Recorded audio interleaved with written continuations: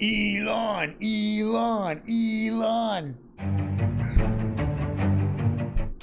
Yes, Elon Musk is on fire, and now his Twitter company is going to explode. We're going to go over that article.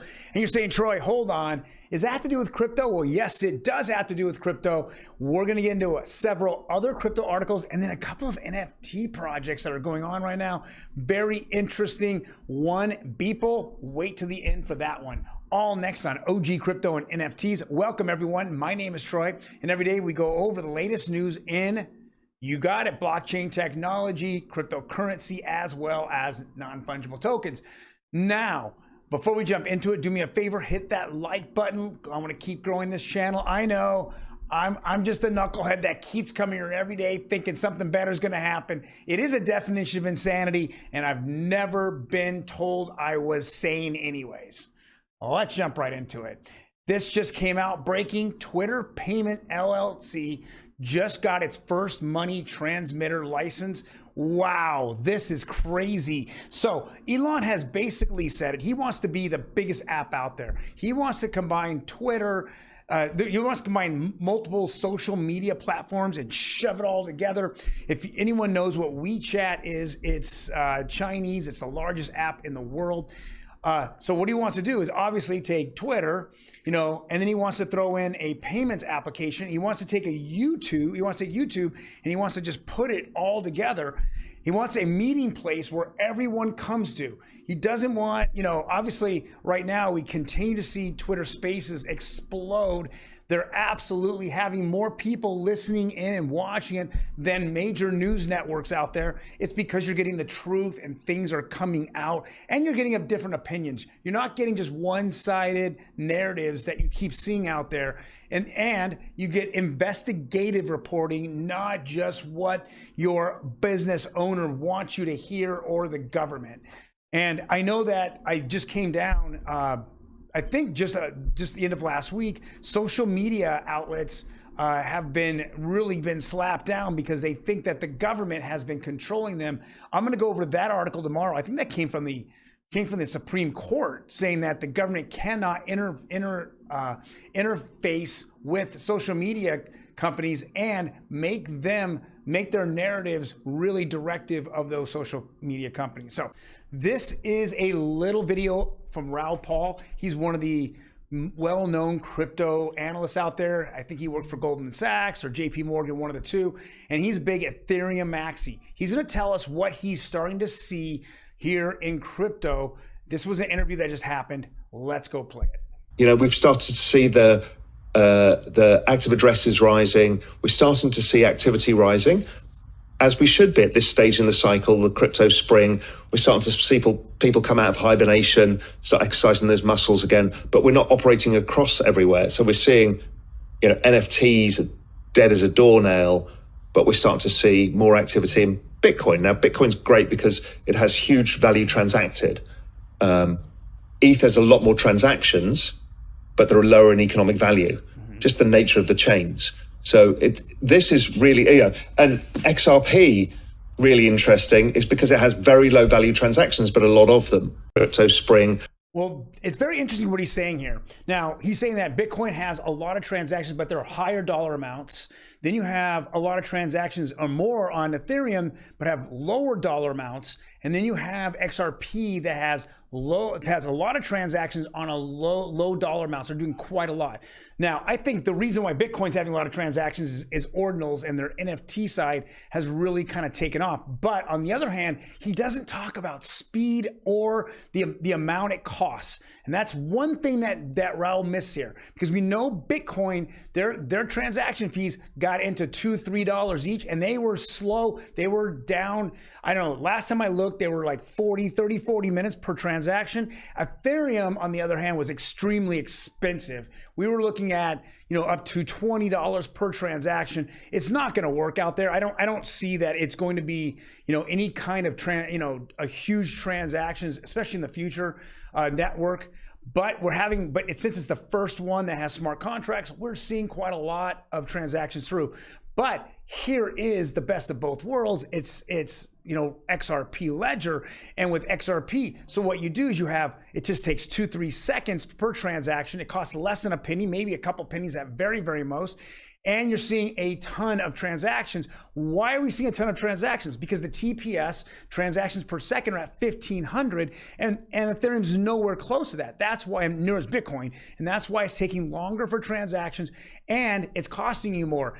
Anybody out there that has done some transactions on Ethereum, what happens? It'll spin. You go ahead, you buy an NFT, and you're trying to buy an NFT, and it spins, right? And then after so long, it times out and says, hey, do you want to spend more money to get to the front of the line? Because our Ethereum, miners, well, not miners anymore, our Ethereum, nodes, they want to get paid more money to push you to the front of the line. Otherwise, you're back in the line. It could take a long time, or it could get timed out fully, and then it just kicks out and you just pay the gas fee. That's what he's talking about. We know what's actually coming here. If anyone that's been in crypto long enough and really has done a deep dive into these 3 chains, you know which one that people are going to gravitate to. We know who the banks are gravitating to, financial institutions are gravitating to. We already know it, and it's surely not Bitcoin or Ethereum. All right, let's jump into this. This is a very interesting picture here. This is by, and I'm going to really crush this name. It's by Odre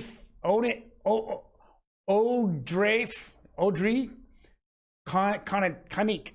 And so he is a guy, he's one of the people over there at the European Parliament. And this is what he's saying. He says, happy to host an event with Ripple for colleagues from both the public and private sector on blockchain and sustainability in the EU, European Union. This is interesting. You're telling me that Parliament, the European Parliament, is getting together with Ripple and trying to solve real problems. Okay. But here in the United States, what do we see the regulator do? Well, let's just sue them, right? Let's not work with them. Let's hold them back while our older institutions continue to feed to death the public. And that's exactly what Gary Gensler, the SEC, is doing. He has no idea what a security is. He's not even a friggin' lawyer. Come on. Gary Gensler's not even a lawyer. He's a career politician. Where has he been? Bounce all over the place. He shouldn't even be there, but he keeps doing all the dirty work for the blue team, right? Steele dossier there for a president's wife who tried to run for president. We don't say her name on this channel because we will definitely get banned. They don't like it. Hillary. So we're seeing this. Why can't we get Ripple in front of Congress, and have them talk us out? I mean, come on, Patrick McHenry. I know here's Digital Asset. He's going, Patrick McHenry, let's get it going. Warren Davison, Tom Emmers. Guys, get it out there. Get them out there. Bring them out. Let them talk back to the SEC and all those people that are on the Financial Service Committee that have talked down on them. That's Brad Thompson, I believe his name is. Well, we know the congressman out here, I can't remember her name, in LA. She can't say anything good about crypto. Let's go bring out, anyone in Congress that is anti-crypto and talk to Brad, have Brad Garlinghouse out there, and they'll tell you over and over. The only thing holding back the United States is its government. Okay, and it seems like a destruction. Come on, Elizabeth Warren, roll up and let's hear what they have to say. Okay, and then you can then go grill him and figure out what you're saying is right, wrong, or you're just another bureaucrat that just wants to hold back innovation here in the United States. All right, another article here. It says, an analyst says XRP will reach $100. Here's why.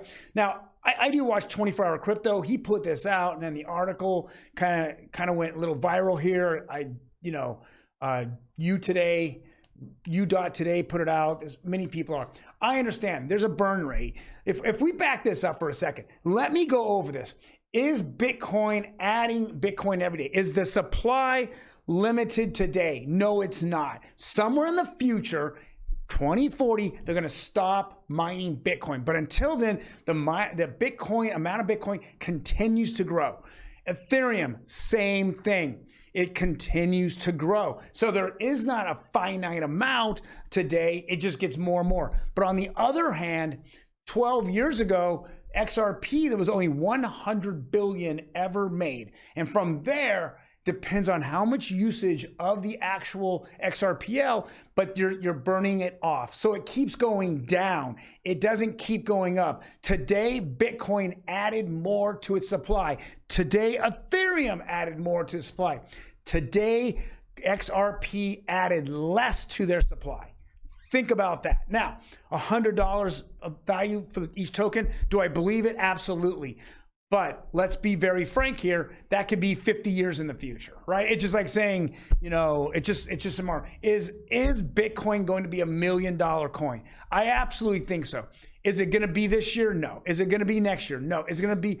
I don't think it's going to be until in the 2030s, somewhere in there, and because inflation is really going to hurt. And if this coin is being looked upon as the greatest speculative asset of all time, which I think is at this moment, because there's really no utility for Bitcoin. You're not going to go in and buy coffee with your Bitcoin. It doesn't make any sense. The system's slow. You lose X amount just in the burn, just in the transaction. Some Bitcoin just disappears. It just disappears and it goes into a miner's pocket. I don't know where it goes, but that's kind of how it works out. So yes, will it reach 100? I believe so. The burn rate very slow, but yes, there's less today. There's less right now than there will be, in 5 minutes from now. All right, so let's jump into NFTs. Let's bring on our crypto NFT guru. Hello. Emi, how you doing, Emi? Good, how are you? Good. How was your 4-day weekend? It was super nice. Super nice. I heard that you went to the beach. Yeah, I went to the beach, took my dog to the beach. How was that? Fun. Yeah. Kind of relaxing, isn't it? Yeah, it was really busy though, so we were just kind of like enjoyed and out. But, okay. Yeah, so Credit Suisse and Swiss Football Association to release women's football NFT collection.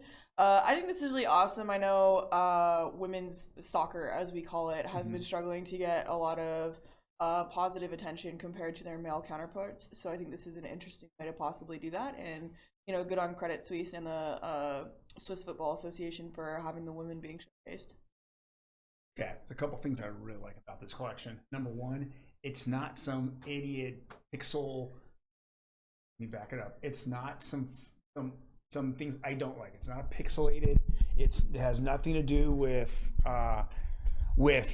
just animation. This is drawings of actual superstar soccer women, right? Yeah. And this is what makes this collection separate from the other collections that we've looked at in the past. Yeah, no, this is real art, and it looks really, really great. I like this one a lot. Right. I don't care if my kid did this, right? Which obviously my kid didn't. But you think about it. This is. I go. Well, I want to collect her, and then I want to collect her, and then I want to collect her. Right. These are my favorite players off this team. That's what I like about it. So there is 756 NFTs. They are minted on Ethereum. Available starting July 11th on CSX, which is Credit Suisse's digital banking application. Look how much. They're ranging from 150 to 2,000 Swiss francs, so about 167 to $11,000. Wow. The packages come with corresponding benefits, including physical artwork, that's awesome, a meet and greet with the players, and a signed jersey. So that's a pretty sweet deal. That's a pretty sweet deal. You know who I think started this was Trump.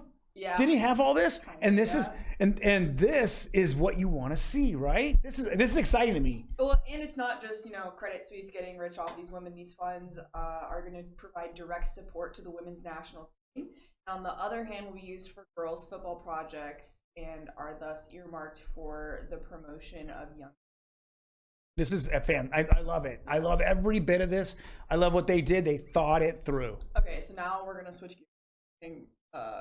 We're gonna go into this real quick. It's Beeple. Beeple has a new artwork out. I really like Beeple's artwork. I really hate this piece.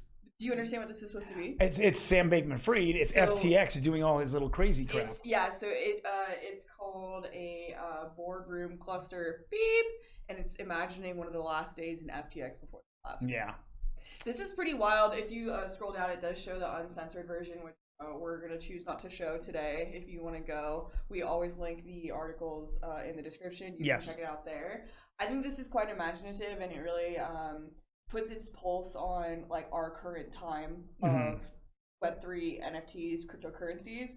So even though I don't like the actual art, I think the concept is really fascinating, and of course people would do something Controversial. and risque in this manner. Right.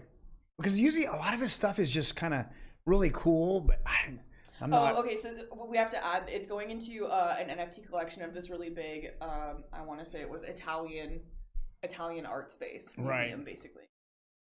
Well, guys, if you want to look at the uncensored version, again, hit the link below and you can go right to it and you can have all the fun you want. But I'm not going to do it. I'm just going to sign off and say goodbye. You guys take care. Bye.